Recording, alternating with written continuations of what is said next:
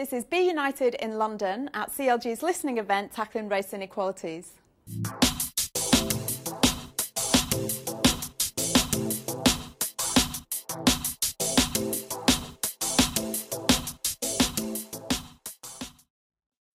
I'm joined now by Simon Woolley, Director and one of the founders of Operation Black Vote. Simon, thanks for joining me. Good morning.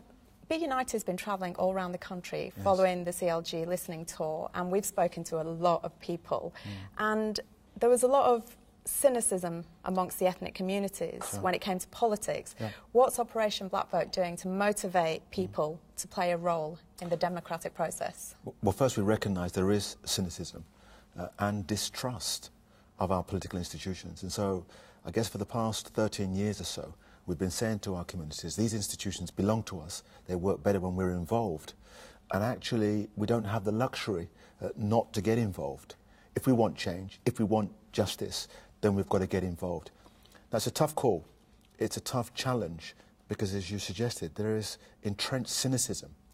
But, you know, how else are we going to have a Westminster that begins to look like the multicultural Britain that we all know? So there should be a certain responsibility the public should take on as well, then, when it comes...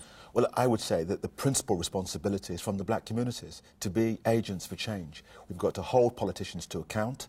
We've got to stand up and be counted and force change if necessary, politically, democratically. But, you know, we can't wait for others to afford us justice, to afford us places around decision-making tables, to afford us better schools. We've got to be the drivers of that. And that's empowering because you're no longer letting somebody else actually dictate to you how you want to live your life. You feel as though that you're the agent for change. And how does Operation Black Vote reach out to those ethnic minorities in isolated geographical areas? Sure. Well, we're a small organisation. We're 10 paid staff and about 20 volunteers. But we get to the length and breadth of the UK. And also as well, we've got to be smart. I mean, you know, we've just got onto Facebook and Twitter and all these things. And, you know, young kids are using these modes of communication. We've got to talk to them. Getting involved with the new technologies, yeah. New technology. We've got to talk to them. We've got to challenge them. We've got to encourage them. We've got to inspire them, one, to believe in themselves, and two, that collectively we can make a difference. How do you inspire them? Well, I think one thing is believing in them and to say, look, actually, you can be whatever you want to be. Yes, there are structural inequalities. Yes, there's racism. Yes, there's Islamophobia. Yes, there's elements that will hold you back because of your gender. But in spite of all these obstacles, that if we're smart, hard work and endeavour, self-belief, that we can get over all of them. And, you know, I guess when you see somebody have that journey of self-belief, and then if they become a magistrate or a school governor or get into a decent job, you can see him almost physically walking 10 feet tall. Yeah. And do you think part of the problem could be with lack of political representation?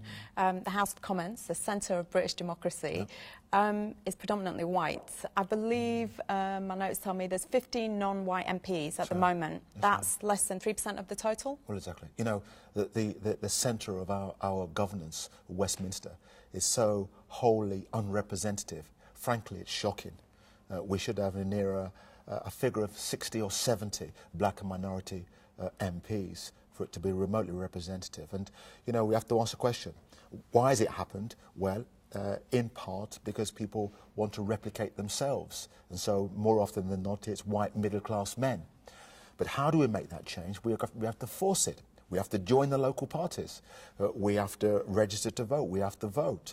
And I think that we are so strategically placed up and down the country that I often say that we no longer have to ask for representation or change. We can demand it, politically demanding change. And how does Operation Black Vote encourage more people to get involved in the political process so we see those numbers change, so we get more than 15, you know? Well, you know, we're 13 years old, but we've worked to a 20-year programme, a long-term strategy based on 3 pillars: political education, educating our communities on how these institutions work, how they can be accessed. It's critically important.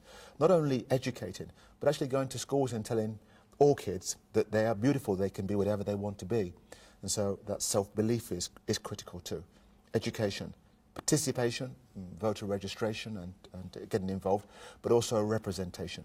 We've got to nurture, we call it a Barack Obama generation, a generation of young men and women that will sit as magistrates, school governors, councillors, MPs. We will nurture a generation, and so they're so supremely confident that they'll want the keys for Downing Street. You've mentioned Barack Obama. So do you think him being elected to the highest position in the world has put some sort of pressure on the UK to look at our own political process and our own ethnic minorities and what, where they're going? Yeah, well, I think it has put some pressure on our institutions, but it's also been a liberation for black people because, when you think of slavery, colonialism, extreme racism, we've had the legacy of these systems that have shackled our own self-belief. Now, what Obama did in that magic moment on November the 4th was unshackle us to believe that we could be whatever we wanted to be. And so now, there's people saying, well, I can't be a judge, a barrister, a magistrate, a manager. Now you can. Belief, hard work, and others, people like myself and others that will bash down the doors of these institutions and saying that you talk the talk but you don't walk the walk. So we've got to prepare our community, signpost it, have a roadmap, if you like, on how to get from A to Z. And when we get to Z, and this is critically important, as a matter of fact, when we're in these institutions, when we're participating in large numbers, actually everybody benefits. It's a bit like playing your best football team. We need our best football team in our civic and democratic institutions. And as I mentioned before, we've spoken to a lot of people on the street, at the conferences, and a lot of people said they felt that the public at large wasn't very well informed on equality, fairness and the political process. Is education the big equaliser? And further from that, a lot of people said, well, why is the emphasis always on ethnic minorities to integrate, to make the effort? Surely there should be some kind of responsibility to the non-ethnic people as well to get involved and make an effort. I mean, I think there is some legitimacy in people's grievance that why are government institutions always pointing the finger at us to be more British, to not have this so-called chip on our shoulder, not to be so sensitive. Actually, all we want is our institutions to be fair to us. The society should look at itself. Why is it that you've got a dynamic black and minority communities and our systems are not affording us fairness? Do you think there needs to be more public campaigns for race equality then, to make people more aware? Yeah.